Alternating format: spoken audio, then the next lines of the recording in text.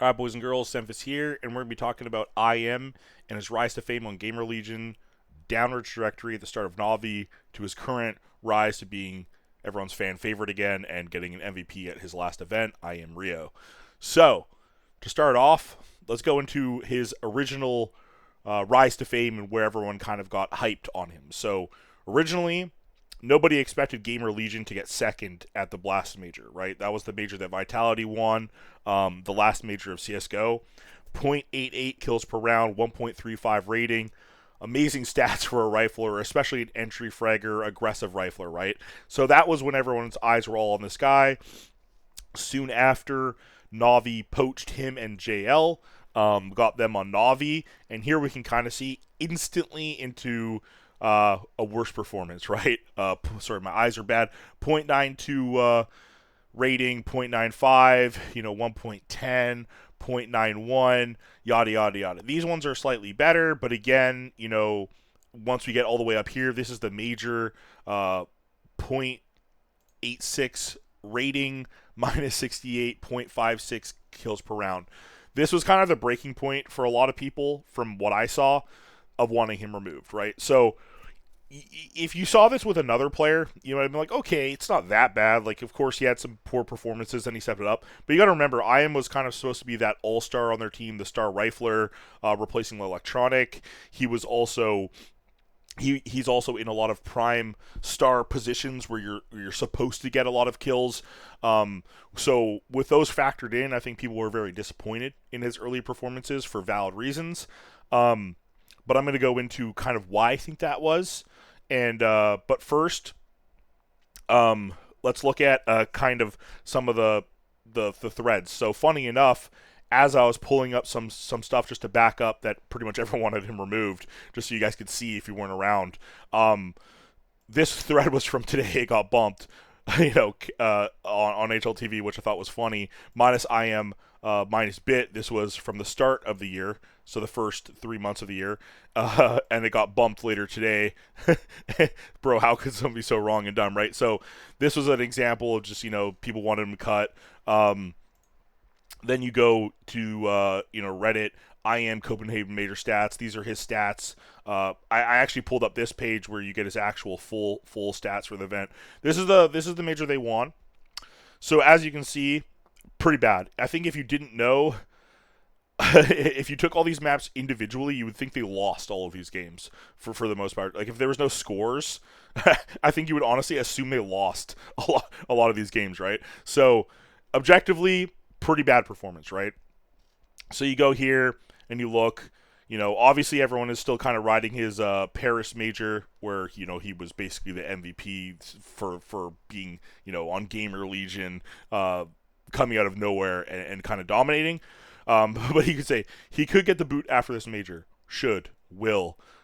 Some people make excuses. Okay, the transition to CS2, it was difficult for some players, that's for sure. Didn't affect Donk though. That guy is not affected by anything apparently. So you got a lot of people kind of just going through here. Maybe you can try Donk settings. There you go. That would be an easy fix.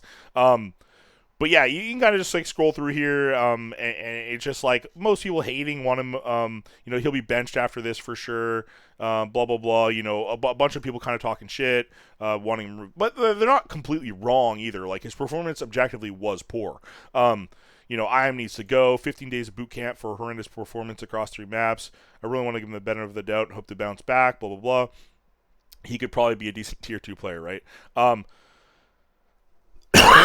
Sorry, I'm still a little sick. So basically everyone's kind of agreeing here that JL Wonderful and Bit are kind of like carrying this team. Obviously Alexi is the caller and he's doing a good job, but objectively I think those 3 were the ones putting up the numbers. Yeah, anyways, so IM deserves a stint on OG as punishment. So like people call him a fraud. Anyways, this is just kind of to prove my point that pretty much everyone wanted this guy removed, right? So then then he responds with this: people don't know how Tier 1 CS works. And at this point, I believe they made a small change in their team, and he became the secondary caller, having more of a voice. As you can see, he says, You can see down here, we are working on me calling a lot more in the game, basically as a second caller in mid rounds and freeze time to find more gaps and take more risks. It's great for me to have such a legendary coach as Blade to test me with their task. So all of this started when Blade asked the team who wanted to be the second voice, but no one kind of wanted to take it. Then I was like, okay, I will take it because I like to talk a lot on the server to my IGL and teammates, and then I just started talking more and more and coming up with ideas. I've done it in the boot camp already, and I don't really worry about my individual.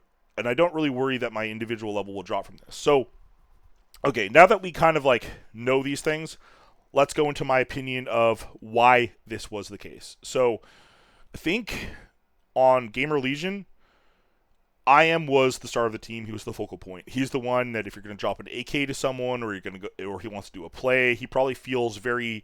He probably feels like he could just do it, right? Like imagine you're the best player playing with your bros, and you're like, and they're all kind of like a lower level than you. They're going to give you, if there's an op or an AK on a save round, they're going to give it to you. They might, they're going to be throwing flashes for you. They're just going to be buffing you because you're the carry, right? I think we've all, either played with someone that was like that or we were that at some point. So on Gamer Legion, I feel like he had a lot of freedom and he had a lot of confidence to go for his plays, and he was kind of relying on his individual ability and just was better than people, so he would kill them. And he was very fearless at the major too. And the major is one of those tournaments where I think a lot of people do start playing a little bit more afraid. So if you are one that has the confidence and the ability to just keep doing what you normally do, that's just a huge buff in itself at that event. I think that's the one event where the nerves do get to them because everyone wants to win the major so badly. So Gamer Legion, that's my opinion. Full confidence. Caller was definitely calling around IM. He had all the confidence of the world, etc. Then he joins NAVI. Now, instantly new system. Alexi B, a little bit different caller.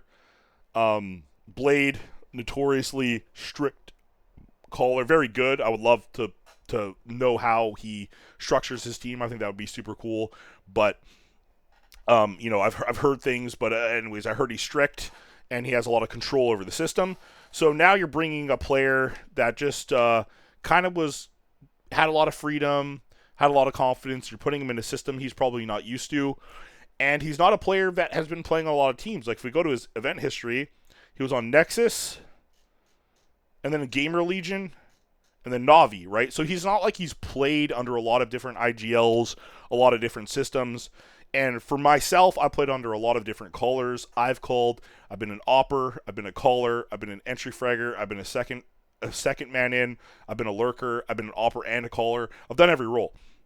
And I'll say that some roles are more natural and some are more unnatural. For example, for me, being a lurker, especially when I'm first doing it, feels really weird. It feels very awkward. I don't have all the internal timings that I normally do. Whereas if I'm an entry fragger, I kind of have those like timings, and I have my like natural tendencies, and I know how the rounds flow. They flow very well. I kind of know what I'm supposed to do. All the timings are there. Now when I switch to a lurker, it's not like I don't know what to do when I'm a lurker. It's just those internal timings aren't all there. I might get caught off a little bit from things I haven't really seen because I have not naturally done that role for my whole life. And again, it's honestly an easier role to be a lurker than an entry fragger, but I was worse at it, right? So I think for him, it might have been similar. He was still in the prime spots on T and CT and stuff, but he wasn't able to play the same way that he probably did on Gamer Legion. So, for example, if you're if you're playing, we'll just use like a very basic example. Say you're the Mirage T ramp lurker. Like, they're gonna 3 mid control, 1 upper B. You're the A guy. You can go palace or ramp. Now, on some teams, you can just kind of walk out halls when you want, walk out ramp on a timing if you want, take space if they're calling mid control. You're gonna take space. Versus on another team, your caller might never want you to die. He's like, no, never walk out of halls. If you walk out halls and die, you're gonna get bitched at. If you walk out ramp and die, you're gonna get bitched at. Obviously, if you get kills, people are gonna like let things go. But for the most part, you're not allowed to make mistakes because the caller kind of has a plan. He might be doing mid control, then you guys are gonna regroup back towards A, do a strat. Whatever the goal is, but he wants you alive. His value of your life is higher than your his value of you potentially getting a kill, right? So some callers are like that. Other callers are more willing to be like, okay, if you feel like you have a play or you have a timing, take it, right? So in those two cases, it's completely different. It feels completely different. Even though you're doing the same role, it feels so different. And that's from my own experience as well. So I think it might have been a case of where, like, yeah, the roles are the same, but what he can do within the roles was a lot different. He's also playing with Simple. He's got Blade watching over him, a new caller. There's probably a lot of pressure. And when you go right out of the gate and perform poorly, that doesn't help with confidence, right? Now, we'll go back in time a little bit to when I was on TSM, and we picked up Sick and Twist, and then we had Automatic, me, and FNS on the team. I remember sitting down with the management and basically saying, like, if we don't have the money to buy two better players, like, for example, if we could have bought Tarek and Rush or something like that, or, like, you know, I'm just, like, two more, like, established players at the time, it would be different. I would say, okay, we could compete for titles right away, versus me telling them, like, look, if we pick up Sick and Twist, I really like them. They're really upcoming talents. I do believe them. I mean, obviously we saw Twist is, won all this stuff with FaZe. Now he's on Liquid. Super amazing player, one of the best NA players ever. And Sick, obviously, he didn't have as much success in CS, but super good Valorant player. Won a lot at the start. But at the time, I was basically telling them, like, look, we need to expect that we're going to need to give them probably about a year to fully get comfortable playing at this level. They've never been to a LAN tournament. We need to make sure that they get those jitters out of them and start performing well. And every org is like, oh yeah, that's fine. Oh yeah, no, for sure, long-term project. Yeah, totally, bro. And then you don't have the performance they want in 2 months, and then you start getting, we might need to make changes. We might need to, blah, blah, blah, blah. So, if Navi was really going for the long play and giving this guy time and just giving him the benefit of the doubt, I think that's the play, man. I think really when you have a player that you know is very talented and very skilled, like, you don't go from Gamer Legion doing this type of stats to this randomly. It's not like you just lost all your skill. It's not like, oh, I joined a new team, now I'm a bot. There's definitely another factor, whether that's confidence, the system, maybe being uncomfortable just within your teammates, speaking a different language. That's just a guess. Stuff like that. So I think, like, the way that Navi did it was perfect. They were good enough to carry him to win the major, which they did. I mean, objectively, he got carried. I cannot think of a player that was supposed to be a star rifler that had worse stats than this. You could probably find an IGL or a support player that's comparable, but I can't think of, like, Nico winning a major with a .56 and a .86 rating. I can't think of a single player that's supposed to be, like, the top two riflers on a team that ever won a major with these bad of stats. So, but after that, obviously, a little bit of a role change, getting him more involved in the rounds. As you can see, it made him a lot more comfortable. So just that one simple change there, okay, that was probably big. I'm not saying that was the only reason, but I do think that was a big reason, was getting him more involved and getting more confident to kind of make plays and feel more. Some players do better when they're involved in the round than they do when they're just being told what to do. So that could be his case. And also giving him time to just kind of build up the confidence and just gel into the system, because it's kind of like, for example, if you do a strat, like, let's say you do, we'll do a strat that everyone knows, like an inner strat on nuke, an inner execute. You throw walls of smoke outside on nuke, then you go all get in lobby, two guys on the roof.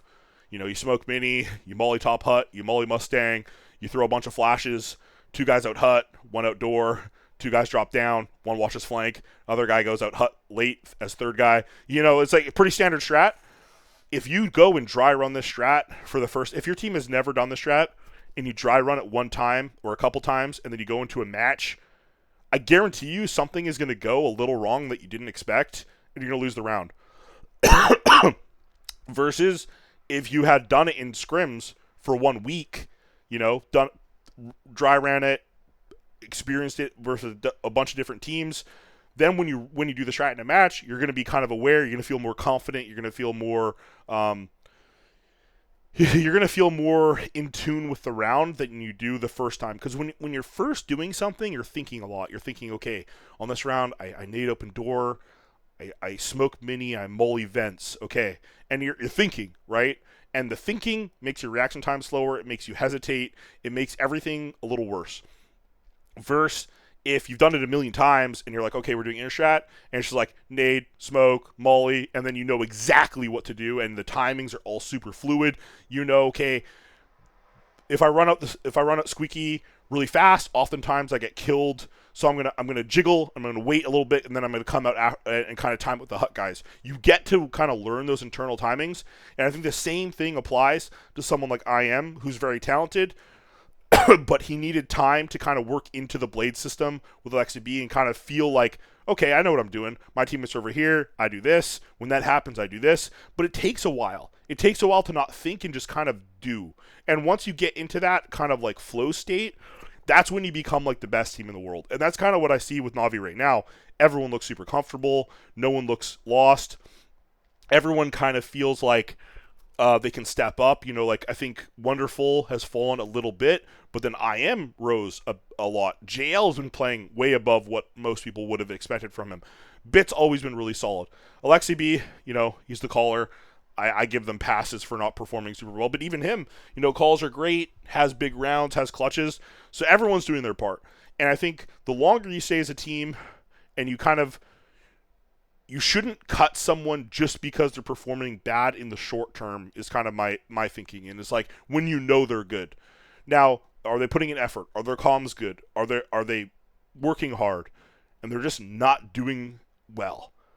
It's probably a mixture of confidence, maybe strat issues, and just kind of like letting them have enough time to really like grow into the team. And I think a lot of teams make mistakes of just cutting people too quickly.